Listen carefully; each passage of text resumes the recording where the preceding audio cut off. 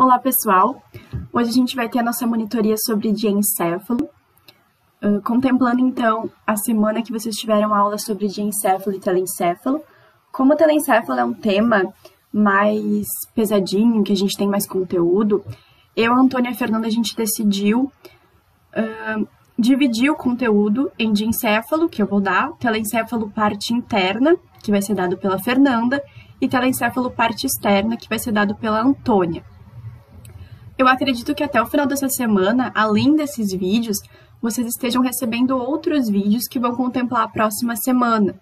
Então, como foi combinado lá no Forms pela votação, ficou decidido que agora as nossas monitorias vão ser prévias, então antes de vocês terem as aulas com os profs, tá?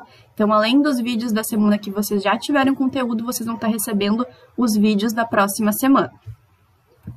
Então, começando sobre o nosso conteúdo sobre diencéfalo, a primeira coisa que eu queria falar para vocês, e isso não é só no diencéfalo, mas em toda a anatomia, além da gente saber o conteúdo teórico, a gente precisa ter uma abrangência visual das estruturas. Então, a gente precisa, sim, conseguir localizar e nomear as estruturas.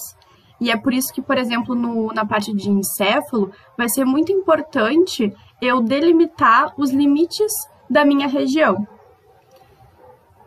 Então, a primeira coisa desse slide aqui que é importante relembrar é que o diencéfalo, juntamente com o telencéfalo, como vocês viram lá na embriologia, eles vão ser derivados do prosencéfalo, então dessa estrutura aqui, tá? Então, é importante vocês lembrar que tanto o diencéfalo quanto o telencéfalo vão ser derivados do prosencéfalo. O telencéfalo mais o diencéfalo é que vão ser os formadores do nosso cérebro, tá? E o cérebro, ele faz parte do nosso encéfalo, ele ocupa 80% do nosso encéfalo.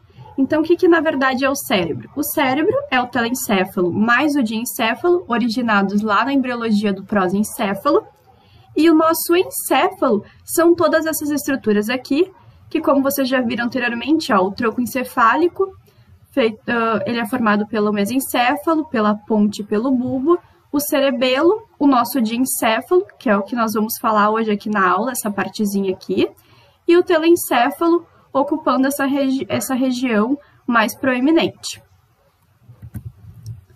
Bom, o telencéfalo, ele vai crescer no sentido superior, assim, lateral. E por ele crescer dessa maneira durante a nossa embriologia, ele vai acabar encobrindo o diencéfalo, essa partezinha aqui que a gente vai trabalhar hoje. Então, é por isso que o diencéfalo, ele vai poder ser observado somente a partir da base do cérebro. Lembrando que o cérebro são essas duas estruturas. Então, por exemplo, se eu pegar o meu cérebro e eu virar ele de cabeça para baixo, na base do cérebro eu vou conseguir enxergar o diencéfalo, ou se não, só vou conseguir enxergar ele através de cortes, por exemplo, esse corte aqui que é o corte sagital, tá?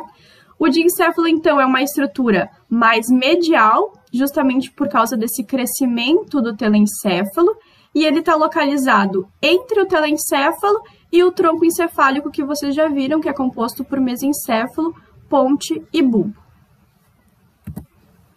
Bom, a gente não pode falar de diencéfalo sem falar do terceiro ventrículo, porque o terceiro ventrículo, ele ocupa a cavidade do diencéfalo, ele é a estrutura que está ocupando a cavidade do diencéfalo. E as estruturas que vão compor o diencéfalo, elas vão ser nomeadas justamente de acordo com as posições que elas estão ocupando em relação ao terceiro ventrículo. Então, por exemplo, aqui eu tenho o meu ventrículo lateral, tá? Que vai ser conectado com o terceiro ventrículo a partir do forame interventricular ou forame de Monro. Aqui eu tenho o terceiro ventrículo ocupando a cavidade do diencéfalo. E aqui eu vou ter o quarto ventrículo, que vocês provavelmente já viram quando estudaram tronco encefálico e cerebelo, por exemplo, o cerebelo sendo o teto do quarto ventrículo, e o quarto ventrículo e o terceiro ventrículo estão conectados a partir do aqueduto cerebral, tá? Então, as estruturas que vão compor o diencéfalo são o tálamo, e aí só para vocês terem uma noção geral já das funções que eles realizam, o tálamo está ligado com sensibilidade, a gente tem o hipotálamo, com controle da atividade visceral, o epitálamo, com a função endócrina, a gente vai ver depois que ele vai ter a glândula pineal, o subtálamo, com a função motora. Então, por exemplo, todas essas estruturas aqui, elas são nomeadas de acordo com a posição que elas estão ocupando em relação ao terceiro ventrículo. Então, o tálamo vai estar aqui mais para cima, o hipotálamo aqui mais para baixo, o epitálamo aqui nessa parte mais posterior, e o subtálamo depois a gente vai ver que não dá para observar ele muito nesses cortes sagitais, a gente vai observar ele mais em cortes frontais coronais. Então, aqui só para vocês terem ideia de novo, ó, os ventrículos laterais, pegando essa região aqui, que engloba o telencéfalo, tá pegando o corpo caloso, o septo pelúcido, o fórnix, aqui já o terceiro ventrículo, ocupando a cavidade do diencéfalo, tudo isso aqui, ó, é diencéfalo, tá? Que a gente vai ver depois. Aí o forame, o arqueduto cerebral vindo aqui, o quarto ventrículo, ó, o teto do quarto ventrículo, o cerebelo, e aqui também, ó, aqui tem uma visão melhor das conexões que eles fazem. Ventrículo lateral, forame interventricular ou de Monro, o terceiro ventrículo ocupando toda essa parte aqui, que é o diencéfalo, e o aqueduto cerebral de Sylvius, que vai fazer a conexão entre o terceiro ventrículo e o quarto ventrículo. Bom, então aqui sobre o diencéfalo, essa figura não tá tão boa, ela tá meio... eu aumentei demais ela para a gente conseguir ver as estruturas, então ela tá meio desfocada. Mas aqui a gente consegue ter uma noção, ó, telencéfalo, corpo caloso, septo pelúcido, o fórnix aqui, e aqui a gente já vai ter a estrutura do diencéfalo pegando o terceiro ventrículo, ó. Então, como eu tinha falado, aqui a gente tem o tálamo, tá? Essa estrutura mais superior, o hipotálamo pegando aqui, ó, o quiasma óptico, a hipófise, o epitálamo, a parte mais posterior, pegando a comissura posterior, a comissura das abênulas, aqui a glândula pineal, que vai ter uma regulação hormonal, e o subtálamo aqui, ó, o subtálamo a gente não consegue ver nesses cortes muito bem, porque ele vai estar entre o diencéfalo e o mesencéfalo, entre o nosso tronco encefálico. Então aqui, ó, a gente tem o tálamo, essa região mais superior, o hipotálamo, ó, pegando hipófise, quiasma óptico, o epitálamo com a glândula pineal e o subtálamo, ó, como eu falei para vocês, ele tá nessa região aqui que a gente, nesse corte a gente não consegue ver, por exemplo, o núcleo que ele tem, que é o núcleo subtalâmico, que é muito importante, a gente não consegue ver, a gente só vai conseguir ver em cortes assim, ó, cortes frontais, cortes coronais, porque ele tá entre o diencéfalo e o mesencéfalo, né, o nosso tronco encefálico.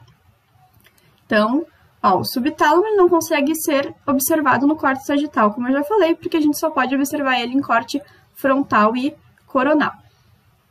É o mesmo corte, né, na verdade. Então, aqui, ó, como eu falei para vocês, a gente precisa ter uma abrangência visual das estruturas. Então, eu vou começar a delimitar o nosso diencéfalo a partir do terceiro ventrículo que a gente falou. Então, o terceiro ventrículo é a cavidade do diencéfalo e aqui a gente vai começar a delimitar essas estruturas, tá bem? Uma estrutura muito importante é o sulco hipotalâmico. Ele sai, esse sulco aqui, ó, ele sai do forame interventricular ou de Monro, que está conectando o terceiro ventrículo, aqueles ventrículos mais aqui em cima que são os laterais, e ele vai seguir até o aqueduto cerebral, que conecta o terceiro ventrículo ao quarto ventrículo, tá? Qual é a importância desse sulco hipotalâmico, dessa região? É porque ele divide, a importância dele é que ele divide o tálamo, que é uma das regiões do diencéfalo, do hipotálamo, tá? Bom, o teto do terceiro ventrículo, ou o teto do nosso diencéfalo, né? Ele é formado, então, aqui a gente tem o fórnix, e aqui a gente tem uma estrutura muito importante, que é o plexo coroide do terceiro ventrículo. Provavelmente, quando vocês estudaram lá os ventrículos, vocês viram que os plexos coroides faziam a produção de líquido cefalorraquidiano, né, do líquor. Então, essa é a importância do nosso plexo coroide. Então, o teto vai ser delimitado pelo fórnix, que na verdade é uma estrutura do telencéfalo, pelo plexo coroide do terceiro ventrículo, essa região mais vermelhinha, e pela estria medular do tálamo. Então, como a gente já viu, essa estrutura aqui mais acima é o tálamo, aqui o hipotálamo, sulco hipotalâmico, e a estria medular do tálamo nada mais é que uma região de cruzamento de feixes de fibras nervosas, tá? Que vão ser muito importantes, vocês vão ver depois, que o tálamo vai estar ligado à ativação do nosso córtex, então a maioria das fibras, com exceção de uma, que a gente sempre tem que saber a exceção, que às vezes cai em prova, né? Com exceção de uma, as fibras elas vão passar pelo tálamo para ir para o córtex. A parede anterior, então, ela é feita pela comissura anterior e pela lâmina terminal. Então, comissura anterior e lâmina terminal. Essas duas estruturas, elas não fazem parte do diencéfalo, elas fazem parte do telencéfalo. O assoalho, ele vai ser feito por estruturas que formam o nosso hipotálamo. Então, como a gente já viu, aqui está o tálamo, hipotálamo, epitálamo e aqui nessa região que não dá para ver direito, nesse corte, o subtálamo. Então, o assoalho é feito pelas estruturas que vão formar o hipotálamo. Então, o quiasma óptico, que a gente já viu lá na monitoria de nervos cranianos, que é onde as fibras do nervo óptico elas vão ter um cruzamento parcial. A gente tem aqui a hipófise, com o infundíbulo e mais posterior o tuber cinéreo, que é essa região. Então, a hipófise ela vai estar conectada no hipotálamo por um infundíbulo, que é essa partezinha aqui, tanto a adenohipófise quanto a neurohipófise, né? Elas vão estar conectadas pelo infundíbulo e mais posteriormente a gente tem essa partezinha aqui, que é o tuber cinéreo. Além disso, a gente tem os corpos mamilares, são 2 corpos, mas nesse corte aqui a gente só consegue ver um. A parede posterior, ela vai ser feita por estruturas do nosso epitálamo.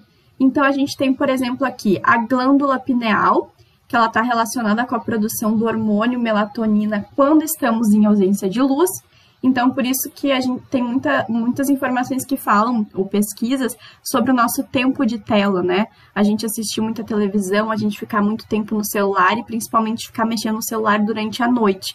Porque se a gente ficar mexendo e ter esse estímulo luminoso, a nossa glândula pineal ela não vai produzir a melatonina. E isso vai prejudicar o nosso ciclo circadiano, envolvido com o sono e com a vigília, tá?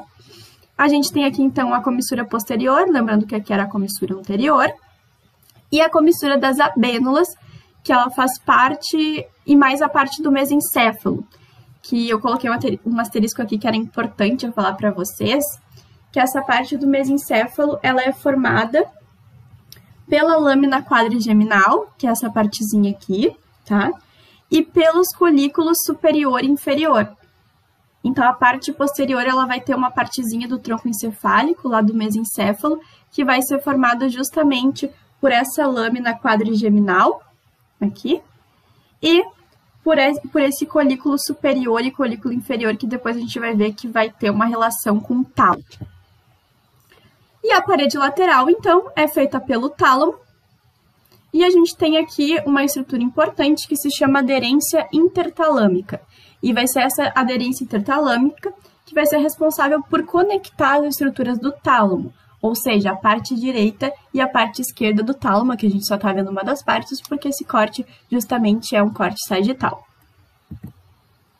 Então, aqui eu coloquei essa imagem que foi, na verdade, eu usei essa imagem aqui recortada, né? Então, aqui vocês conseguem ver todas as estruturas que eu falei, com os nomezinhos certinho. Então, caso vocês queiram depois dar uma olhada, pausar o vídeo para ter uma noção, como eu já falei, dessa abrangência visual das estruturas e dos limites que compõem o diencéfalo, é bom vocês pararem assim e darem uma olhadinha, tá? Aqui também uma outra imagem mostrando o que a gente viu, né? O nosso corpo caloso, o septo pelúcido, o fórnix, o plexo coroide, aqui o tálamo, a aderência intertalâmica, o hipotálamo com quiasma óptico, com a hipófise, que é grudada pelo infundíbulo. Aqui a gente já tem o tuber cinéreo, aqui o subtálamo, que a gente não consegue ver nesse corte, o epitálamo, com a comissura posterior, a comissura das abênulas, e também, muito importante, a glândula pineal. Aqui também a lâmina quadrigeminal e os colículos superior e inferior. Eu sempre confundia na prática a lâmina quadrigeminal com os corpos mamilares, tipo, em vários cortes. Então, não confundam, o corpo mamilar ele tá mais aqui, para frente, perto do hipotálamo, e a lâmina quadrigeminal, como são bolinhas, é bem fácil da gente confundir, eles estão aqui mais para trás, no epitálamo.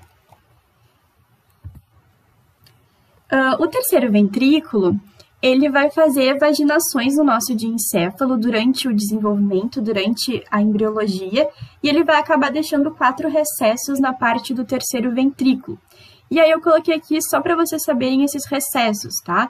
Tem o recesso óptico, que ele vai ser ao nível do quiasma óptico, e ele vai ser importante para formar os nervos ópticos e a retina. Então, ele vai estar lá no hipotálamo, tá? Mais perto do hipotálamo.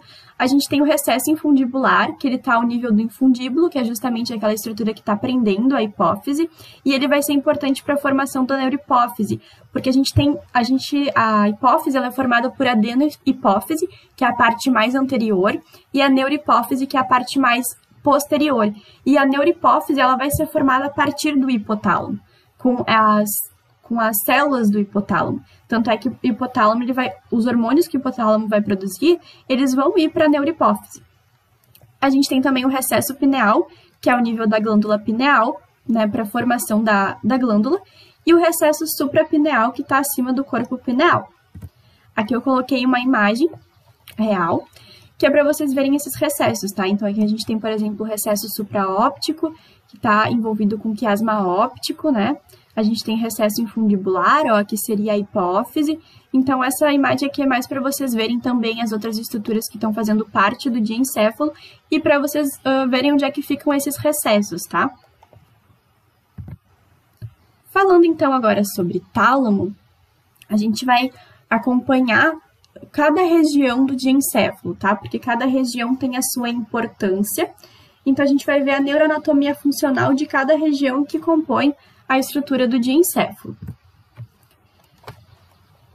Então, o tálamo, ele é uma estrutura do diencéfalo com formato ovoide. Ele é formado por essas duas massas volumosas de substância cinzenta.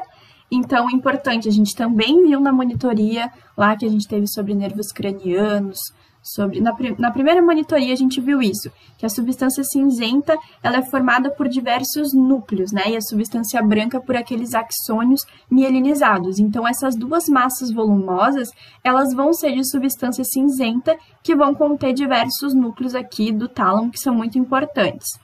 Essas massas, então, elas estão dispostas, uma de cada lado, direita e esquerda, na porção látero-dorsal do diencéfalo, tá? Dorsal, hipotálamo aqui mais ventral. E cada núcleo tem uma função específica que a gente vai ver. Lembrando da aderência intertalâmica, que é importante nessa região do tálamo, que é um tecido nervoso cinzento que está unindo as duas massas ovoides, o lado esquerdo e o lado direito. Bom, os limites do tálamo. A gente tem o limite superior, que é feito pelo assoalho do ventrículo lateral, lá em cima, lembra do telencéfalo. O limite inferior, que é feito pelo hipotálamo, e o subtálamo, que está mais lateral, encoberto pelo mesencéfalo. O limite lateral, que é feito pela cápsula interna, depois eu vou mostrar melhor. E o limite medial, que é feito pelo terceiro ventrículo. Então, aqui a gente tem os limites, ó. Nesse corte aqui, a gente consegue ver bem os limites, ó. Aqui, lembra que a cápsula está no limite lateral, ó. Então, aqui a gente tem o tálamo, ó, aqui os ventrículos laterais, a conexão que os ventrículos vão fazer com o terceiro ventrículo, e aqui a gente já tem um terceiro ventrículo. Aqui o tálamo, né, fazendo parte desses limites do terceiro ventrículo. Então, aqui que a gente vai ter a cápsula interna, ó, o limite mais lateral.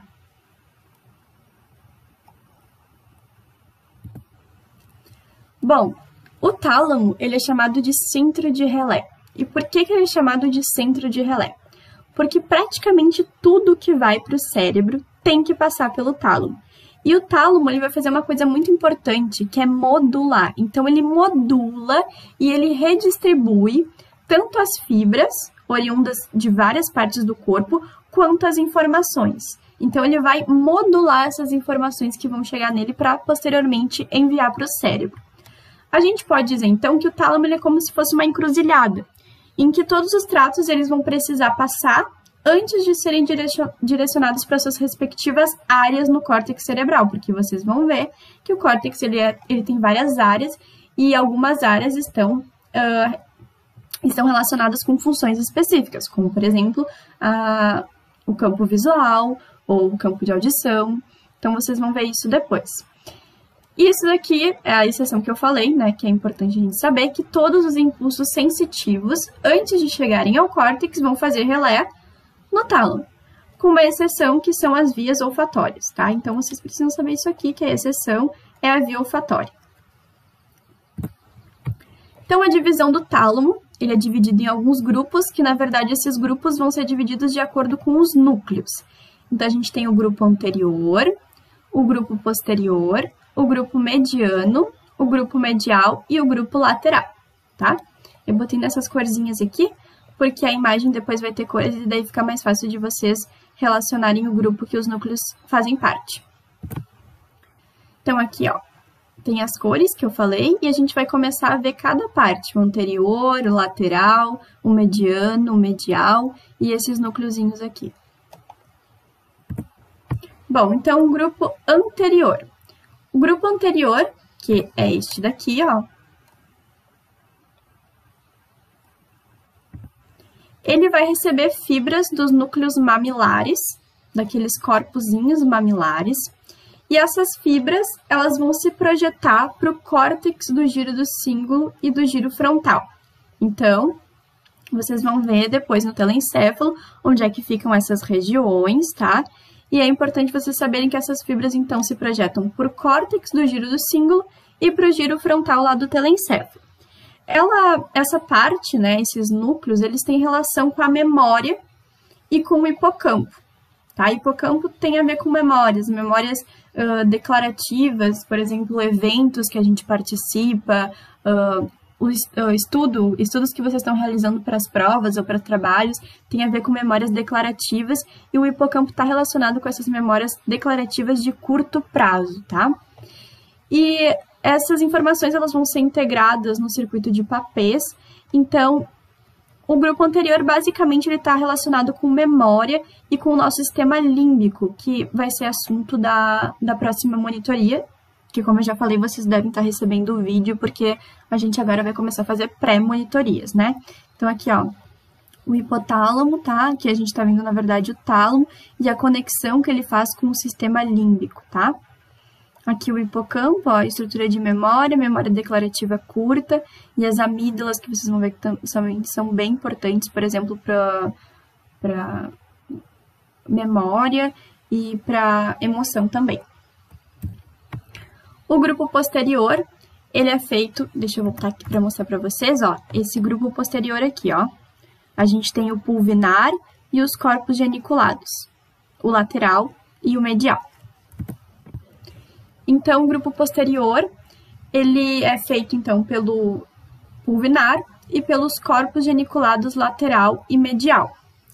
Então, o pulvinar, ele é o maior núcleo que está presente no tálamo e ele ainda tem funções desconhecidas, não se sabe bem quais são as funções que ele realiza, mas talvez essas funções estejam relacionadas com a atenção seletiva. E aqui eu coloquei um exemplo. Quando a gente faz aqueles testezinhos ou jogos que a gente tem que falar, na verdade, as cores que a gente está vendo e não que a gente está lendo.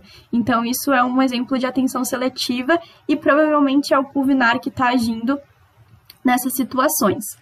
A gente também tem os corpos geniculados lateral e medial, que também são chamados de metotálamos, e é importante, muito importante vocês saberem que o medial está ligado com a via auditiva e o lateral está ligado com as vias ópticas, que vão fazer sinapse, conexão lá com aqueles colículos superior e inferior, que eu mostrei para vocês que são a parte posterior do diencéfalo, que a gente tem a lâmina quadrigeminal e os colículos. Então, esses corpos geniculados, eles fazem conexão com os colículos superior e inferior, né? Daí o lateral vai fazer com um e o medial vai fazer com o outro.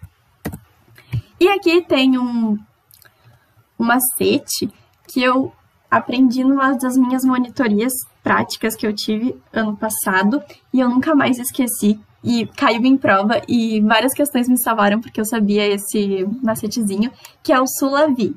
Então, o corpo geniculado lateral, né, que está relacionado com o tálamo, que a gente já viu, ele está relacionado com a visão e ele tem conexão com o colículo superior do mesencéfalo. Então, aqui, ó, corpo geniculado lateral, lá do tálamo, tem a ver, vai fazer conexão com o colículo superior, que é esse daqui,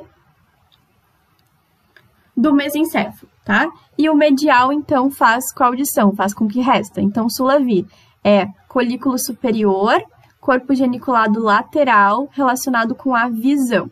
E daí vocês vão, por exclusão, pensar que o medial vai fazer sinapse com o colículo inferior e vai estar relacionado com a audição. Aqui a gente tem uma visão posterior do tronco encefálico, né? E acho que vocês já viram essa imagem também. O grupo mediano, então, ele tem conexões com o hipotálamo, então a parte mais inferior do nosso diencéfalo, e ele está relacionado com as funções viscerais. Então, ó, corpo mediano é esse daqui, ó, mais azulzinho, tá? A gente já viu o anterior e a gente já viu esse daqui que é o posterior, que tem o pulvinar e os corpos geniculados, lateral e medial. Então, esse grupo mediano ele está relacionado com funções viscerais. O grupo medial, ele é formado por núcleos intralaminares, então a gente tem essa lâmina aqui, ó, medular interna, em cinza, que ela tem um formato de Y, e é nessa região que vão estar os núcleos intralaminares. E a gente também tem, formando o grupo medial, os núcleos dorso-medial, que estão entre essa lâmina com formato de Y e estão entre os núcleos medianos. Então, eles estão aqui, ó. Então, o grupo medial são os núcleos intralaminares, dentro dessa lâmina em formato de Y, e os núcleos dorsomediais, que estão entre a lâmina e os núcleos medianos. Então, essa partezinha toda aqui, ó. As funções deles, então, eles integram o sistema ativador reticular ascendente, denominado SARA, e como eu falei para vocês, uma das funções mais importantes do tálamo é fazer a ativação do córtex. Então, aqui eu coloquei para vocês o que seria essa formação reticular. Ela é uma parte do tronco encefálico que está envolvida em ações como os ciclos do sono, o despertar e a filtragem de estímulos sensoriais. E elas vão ser relevantes justamente para distinguir aqueles estímulos que são importantes e os estímulos que não são tão importantes. Então, a principal função dessa formação reticular, desse SARA, é justamente ativar o nosso córtex cerebral para controlar a atividade elétrica dele. Então, essa formação reticular lá no tronco encefálico, ela envia projeções para o diencéfalo, para o tálamo, que é a nossa relé. O tálamo vai modular essas informações e vai direcionar essas informações para o nosso córtex, para o nosso cérebro. E aí, aqui só para vocês saberem, uma lesão nos núcleos, como esses núcleos mediais, eles são tão importantes porque eles estão relacionados com a formação reticular e com a ativação do nosso córtex, uma lesão nesses núcleos pode, por exemplo, induzir o coma em um indivíduo, então o indivíduo ficar desacordado. Outras funções, então, do grupo medial, então, é a percepção sensorial. Aqui estava falando um pouquinho, ó, dessa filtragem dos estímulos sensoriais, que também vai ser feito pela formação reticular. Lembrando que essa formação reticular não está no grupo medial no tálamo, ela está lá no tronco encefálico. Ela vai enviar projeções para esses grupos mediais.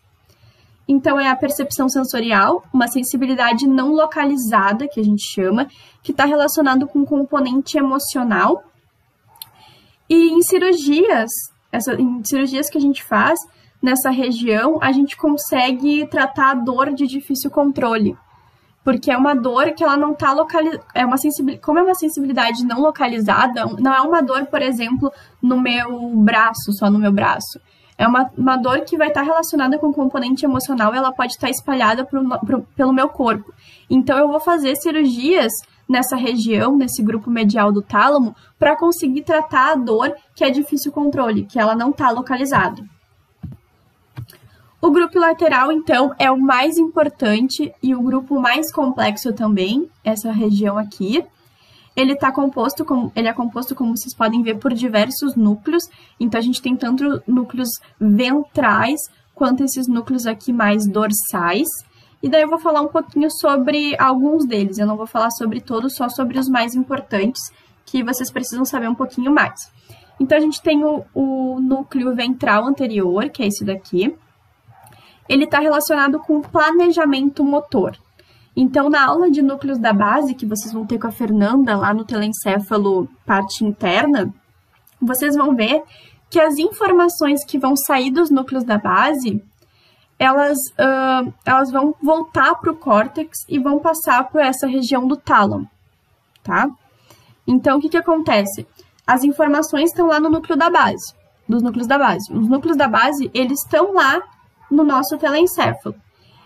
Mas essas informações não vão do núcleo da base que estão lá no telencéfalo direto para o córtex. Elas vão voltar, vão enviar vias aferentes que vão voltar para o tálamo, justamente para esse núcleo em específico. E depois de passar por esses núcleos é que volta lá para o telencéfalo e vai ser direcionada para o córtex, porque o tálamo é a nossa relé.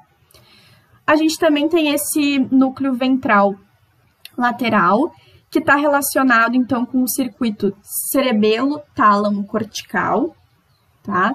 Então, o cerebelo envia projeções para o tálamo e o tálamo envia projeções para o córtex. Então, vocês estão vendo que diversas partes do nosso sistema nervoso estão envolvidas com o tálamo, porque diversas partes, núcleos da base, cerebelo, tronco encefálico, estão, como na formação reticular, estão enviando projeções para o tálamo conseguir modular as informações e reenviar essas projeções para o córtex, ou simplesmente enviar, né? A gente tem também o núcleo ventral posterolateral, esse aqui. E ele tem a função, então, sensorial. Então, ele é importante quando a gente estuda as vias, que provavelmente vocês vão estar recebendo o videozinho de vias nessa semana. E a gente encontra nessas vias, nesses núcleos, o terceiro neurônio das vias aferentes.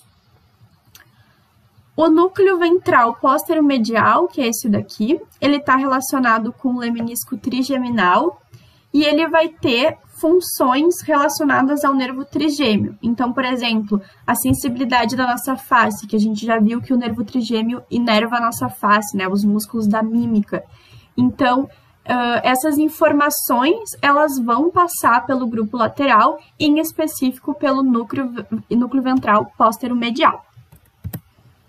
Resumindo, então, as funções do tálamo. O tálamo está envolvido com sensibilidade. Então, vias sensitivas vão passar pelo tálamo, que nem a gente já viu, menos a olfatória. Ele está relacionado com o nosso comportamento emocional. Então, a gente já viu que lá nos núcleos anteriores, né, naquele grupo anterior, que estão relacionados com o sistema límbico, com o hipocampo, a gente tem esse comportamento emocional e também a memória. Ele vai estar relacionado também com a ativação do córtex, e essa é uma das funções dele mais importantes. Então, ele está relacionado com aquela formação reticular do tronco encefálico, que envia projeções para o tálamo, e o tálamo vai reenviar essas informações para o córtex, ativando o córtex. E ele também está relacionado com uma motricidade somática, que são as informações justamente que saem, por exemplo, dos núcleos da base, do cerebelo, e que vão para o tálamo para depois ir para o nosso córtex. Lesão no tálamo. Uma lesão no tálamo, como o tálamo está relacionado com essa sensibilidade, a não ser olfatória, uma lesão nele pode alterar as vias sensoriais e sensitivas, tá? A gente vai ter também uma dor central não localizada, então já tinha falado para vocês sobre as cirurgias que a gente pode fazer para tratar essa dor que não está localizada. Então, uma lesão nele a gente vai acabar tendo uma dor central, que vai ocorrer no hemicorpo, então, no lado que vai ocorrer no hemicorpo inteiro do indivíduo, no lado contralateral. Então, se a gente tiver uma lesão da parte do tálamo esquerdo, a gente vai ter perdas de funções ou essa dor central não localizada no lado contrário. E a gente vai ter também alterações do limiar de excitabilidade. Então, assim, ó, o limiar de excitabilidade, ele vai acabar sendo alterado. Então, o que vai acontecer? O indivíduo, ele recebe, por exemplo, um estímulo inócuo. Ele recebe um estímulo muito leve. Por exemplo, quando a gente toca com o dedo na mão do indivíduo. Um toque bem leve. Só que esse indivíduo, por o limiar de excitabilidade estar bastante alterado, na verdade, eu acho que esse limiar de excitabilidade ele acaba diminuindo, ou seja, um estímulo, uma excitabilidade menor, por o limiar estar mais baixo, consegue transformar essa informação em potenciais de ação mais rápidos. Então, como o limiar de excitabilidade está mais baixo, um estímulo que é leve, ele já consegue despolarizar e gerar um potencial de ação, tá? Então, o indivíduo, por exemplo, ele recebeu um toque muito leve, só que ele vai acabar percebendo como um estímulo grande. Ele vai acabar percebendo esse toque leve como uma sensibilidade dolorosa, e essa alteração de sensibilidade é o que a gente chama de alodínia, tá?